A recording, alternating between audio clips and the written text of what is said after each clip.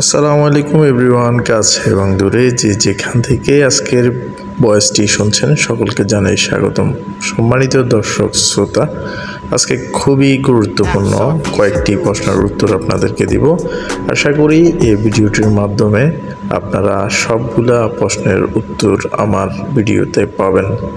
আপনারা যারা আমাকে প্রশ্ন করেছেন সংযুক্ত আরব আমিরাতের দুবাই ভিসা সম্পর্কে, তাদের উদ্দেশ্য করে বলবো, আপনারা জানেন সংযুক্ত আরব আমিরাতের দুবাইয়ের ভিসার বর্তমান প্রেক্ষাপট কী। আমি ছাড়াও অনেকে কিন্তু আপনাদেরকে প্রত্যেক দিন ভিডিওর আপডেট দিচ্ছে, আমি দেখছি।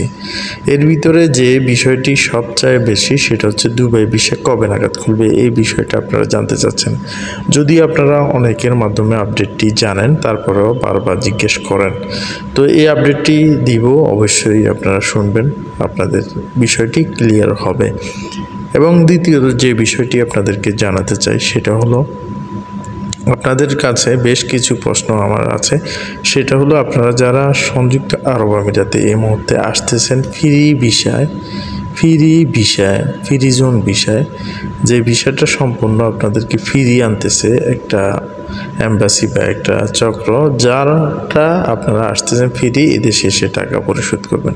এই ভিসাটা কতটুকু আপনাদের জন্য উপকারী সেই বিষয়ে আপনাদের অনেক মেসেজ আমি দেখতেছি। কারণ অনলাইনে এখন বিশেষ করে ভিসা যারা দিচ্ছেন তাদের অনেকাংশ দালালের মাধ্যমে এই বিষয়গুলো নিয়ে আপনাদেরকে বিভিন্ন প্রকার অফার এবং সুযোগ দেখিয়ে আপনাদের কাছে বিষয়গুলো সেল করতেছে।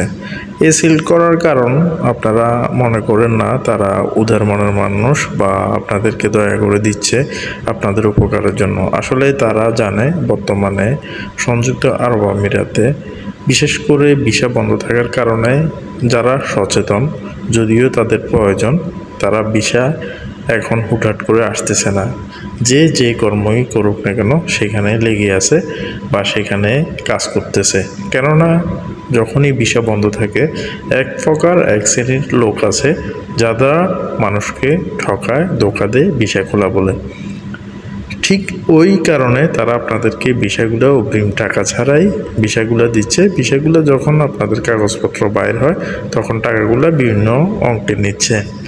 এই ক্ষেত্রে প্রথম কারণটা আপনাদেরকে অবশ্যই বুঝতে হবে। এখানে যদিও আপনাদের জন্য বেনিফিট, প্রথমে ভিসা আপনাদেরকে ফিরিয়ে দিচ্ছে, ভিসা আসার পরে টাকা দিচ্ছে, এই ক্ষেত্রে কিন্তু একটা দোষের কারণও আছে।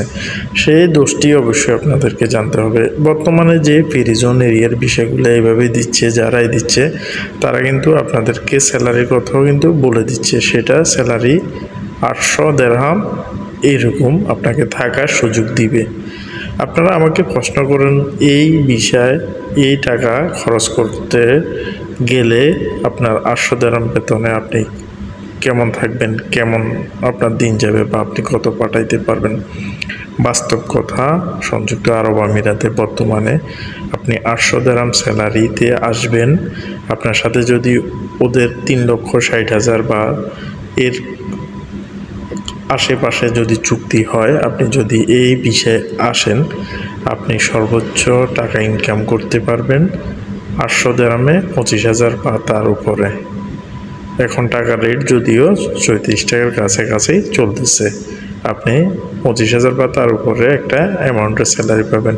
কিন্তু এইখানে যদি আপনি এই টাকায় আসেন, আপনাকে খানা খরচ বাবদ ন্যূনতম 400 দিরহাম লাগবে। তো 800 দিরহাম থেকে আপনি যদি খানা খরচ বাবদ 400 দিরহাম আপনার যায়, আপনার 400 দিরহাম স্যালারি এখানে আপনি বাঁচাতে পারবেন। সেটা আপনাকে 400 দিরহাম স্যালারি 13,000 বা 13,500 টাকা, এই টাকায় আপনি এখানে চাকরি করবেন।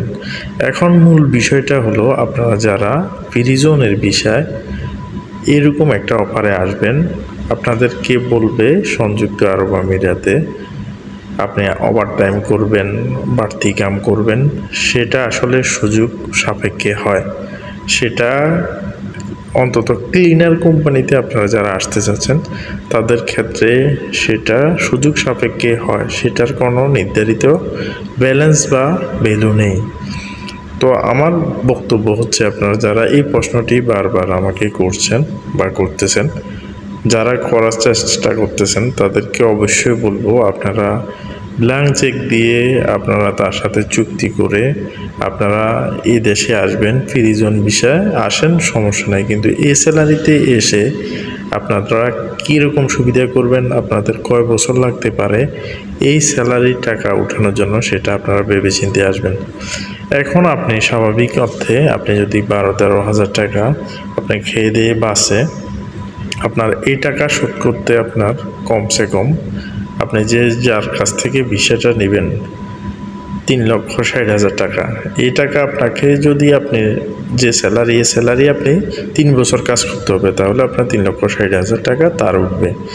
এবং কি আপনি যে এই টাকা রোজগার করবেন, আপনার কি 3 বছরের কি বাড়ি যাওয়ার প্রয়োজন হবে না? আপনার কি বিপদ আপদ হবে না? এই 12-13 হাজার টাকা কি বরাবর আপনি পাঠাইতে পারবেন কিনা বাড়িতে, সেটাও তো আপনার বিষয়। আর আপনি বাড়তি কামের সুযোগ পাইলেন না, ফ্রি জোন কোম্পানির বিষয়গুলোতে আপনি যে স্থানে কাজ করবেন ওই স্থানে আপনাকে কাজ করতে হবে। বাইরে যদি কাজ করেন, যদি বলদিয়ের কাজে আপনি ধরা খান, ওই লেবারেটি কি আপনারা ওই লোকগুলা নেবেন? অবশ্যই আপনারা যারা আমাকে বারবার প্রশ্ন করতেছেন, আপনাদের উদ্দেশ্যে আমার এইটাই রিকোয়েস্ট, আপনারা ভেবে চিনতে আপনারা ভালোভাবে যাচাই বাছাই করে কিন্তু আসবেন।